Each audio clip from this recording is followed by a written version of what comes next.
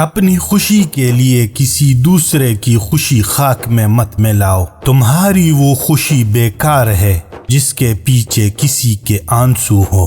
جو اللہ پتھر سے پانی نکال سکتا ہے وہ تمہارے لیے وسیلے بھی بنا سکتا ہے۔ اس پر پختہ یقین رکھو گے تو تمہاری دعائیں جلدی قبولیت تک پہنچ جائے گی۔ آگ لگانے والوں کو کیا خبر، رخ ہواؤں نے بدلا تو خاک وہ بھی ہوں گے۔ جو لوگ اپنی دعاؤں میں دوسروں کو شامل کرتے ہیں، خوشیاں سب سے پہلے ان کے دروازے پر دستک دیتی ہے۔ خوبصورت مرد وہی ہوتا ہے جو عورت کی عزت کرنا جانتا ہو، اس سے محبت کرنا جانتا ہو اور اس کی اہمیت سے واقف ہو اور رشتوں کی اہمیت جانتا ہو۔ چہرے اور قد کاٹ سے مرد خوبصورت نہیں بنتا۔ خاموش رہو، صرف خدا ہی تمہارے دل کا بوجھ ہلکا کر سکتا ہے۔ دنیا میں سب سے زیادہ نفرتوں کا سامنا سچ بولنے والوں کو کرنا پڑتا ہے۔